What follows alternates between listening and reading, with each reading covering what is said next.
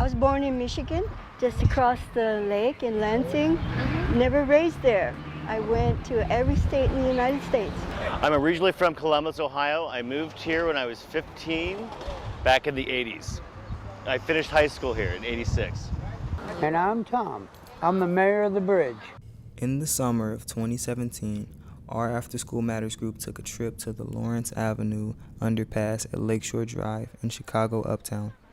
This has been the residential spot for several homeless people who call it the Uptown Tent City. Chicago has been trying to evict them from their spot, and we spoke to them about their struggles before losing this fight. We asked their daily routines. A daily routine, when we wake up, we make sure that the trash is gone. If there was food donated from the night before, we normally throw it away so we keep the rat population down. And sometimes some of us go to the food soup kitchens to eat. Some of us go to the library to spend the day. Some of us take walks, go fishing, and some of us go to clothing pantries, food pantries, get out. Most of us I like to get out and about. I don't like to stay underneath the bridge all day. There's too much in Chicago. It's too much of a nice summer to stay underneath the bridge. People come from Oklahoma and they say, is anybody harassing you? And we tell them, yeah, every night there's people that come down here and someone tells them, go down there. That's a good place. You can get something, just pick it up, and if you need a shirt or you need food or if you need something, go there. And they'll ask us if we have vacancies. They'll ask me if I have a vacancy. Could they sleep in my tent? And I said, no. I said, your family's waiting on you. You need to go back across Clarendon. Do whatever you can to get home because this is no place for you. You're not homeless. Oh, yeah, he says.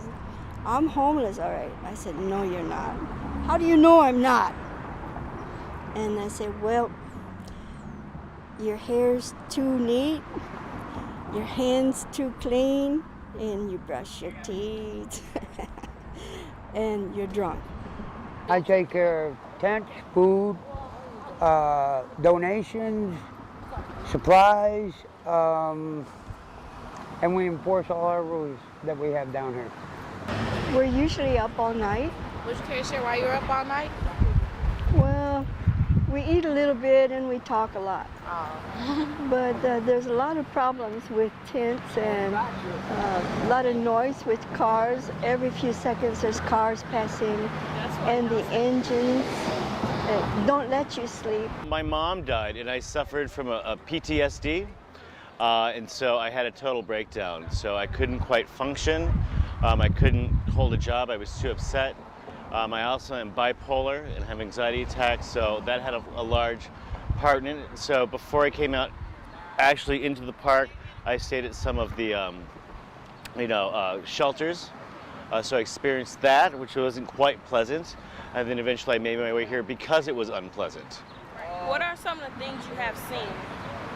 I've seen people get shot, stabbed, robbed. I've seen people get assaulted by gangbangers coming through here.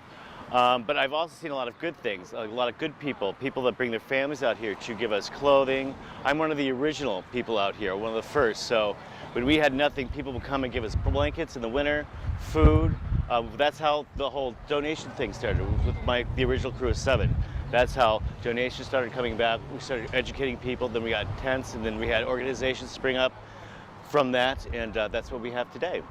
Some of the ladies that have condos here, they come by and talk to me, and everybody asks me, they said, why are you still here?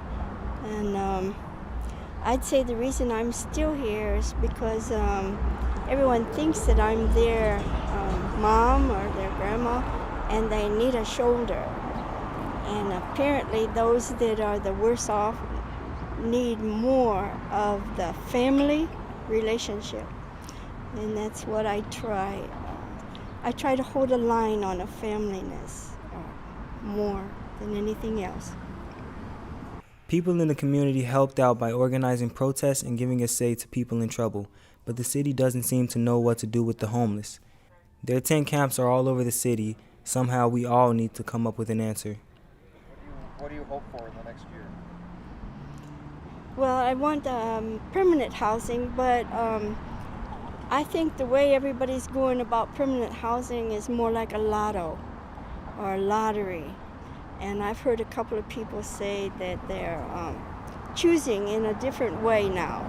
So they're throwing everything out the window and going for a new deal. And we can't have new deals.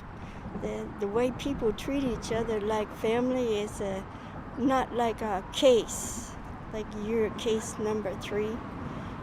I was case number 6 on a voucher, and I haven't seen a voucher yet. And I want to see the voucher, and I want to see everybody treat everybody human instead of like worse than their dog. That's about it. Since their city was shut down, the city of Chicago has helped Sandy find an apartment, though Rex and Tom's whereabouts are still unknown to us.